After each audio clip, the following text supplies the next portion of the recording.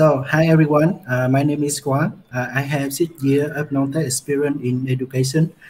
Recently, I have been spending time thinking about my career in the future and find out that I want to become a programmer. And that's why I quit my job and now I'm here with you guys after 3 months study at go to school. And my final project is called social distancing and face mask detection.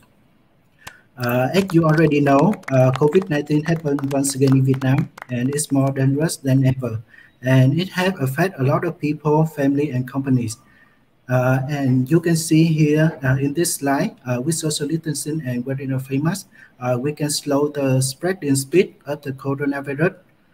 So based on this guideline, I will tackle the problem by detecting face mask and detecting distance between people. And let's take an overview of the pipeline. First, I use two separate data sets to train separate model called YOLO V4.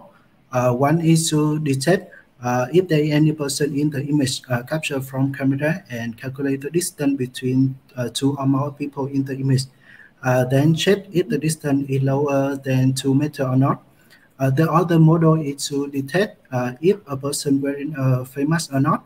And with the result from two models, we can set a danger threshold to alert if the result we got is equal or higher than the threshold we set. And let me introduce really quick about YOLO V4. It's an object detection algorithm, and there are a lot of models for object detection, but I choose YOLO V4 because it has high accuracy and fast to perform real-time detection compared to others. And to train face mask detection model, I use more than 1,000 of images with more than 3,000 body parts, and 20% of the data I use is for validation to check the performance of the model. And the data include two classes, mask and no mask. And I use mean average precision metric to estimate the performance of the model. And the final result I got on this model is more than 88%.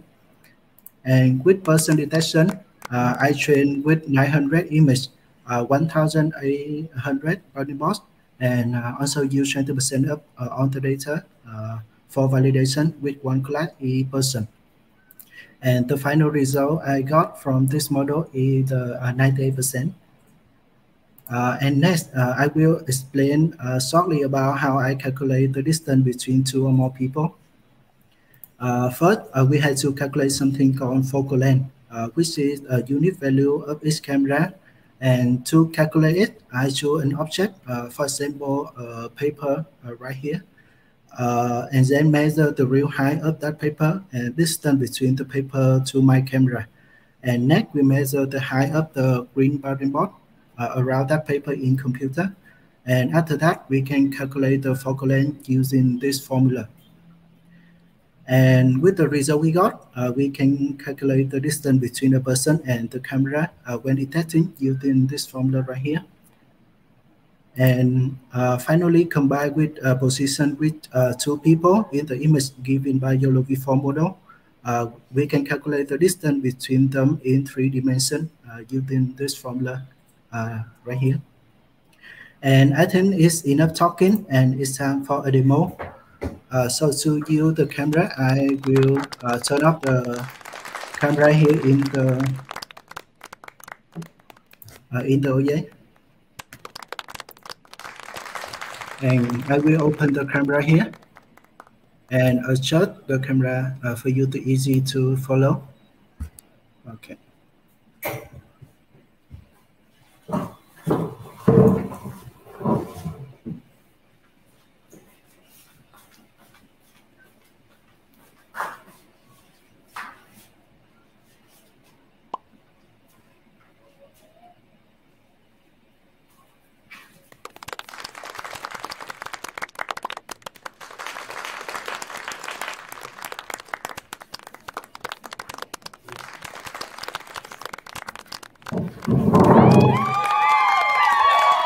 Yeah, something like that. And so over here you can see there is the place that you can change your danger threshold. And Yeah, change the danger threshold for the number of non wearing a mask, for people not wearing a mask, and number of the close people. And if the result is equal or higher than this threshold right here, it will display the danger status right here, as you can see. And if everyone is wearing a mask and stay far away from each other, the status is safe.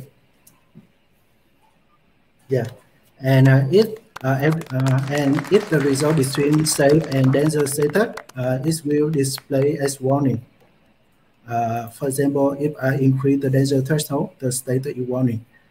And you can also shoot the alert via email or to send in alert to SMS. So to test this out, I will shoot both this bot and reduce the danger threshold. Yeah, it will freeze a little bit. And down here, I will have alert frequency to adjust amount of time between two emails or SMS. So now let's check my email.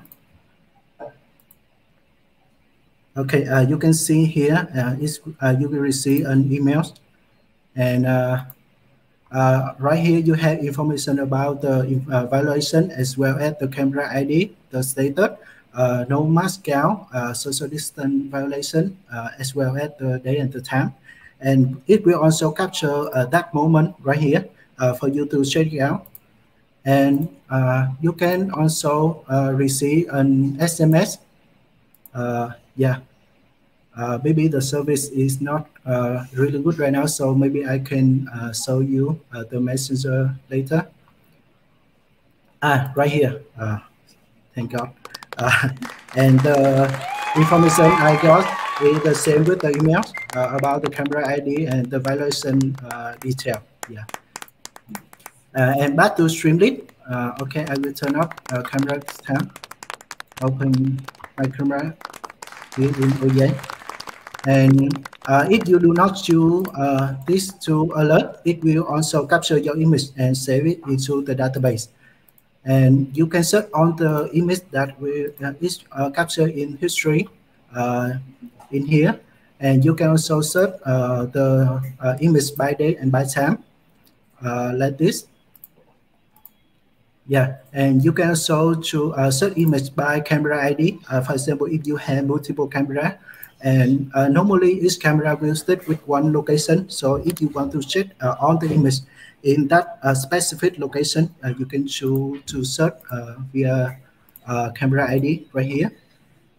And you can also see a table up on the information about the alert history right here, and it will also plot to check by day and by hour for you to easy to manage.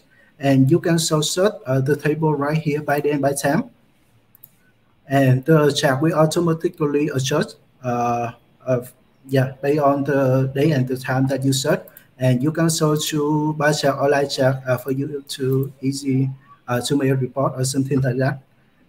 And yeah, I think it's on my you can also search the history by camera ID as well. Yeah, and I think that is on my project, and really thank you that you spending time to zoom here with us.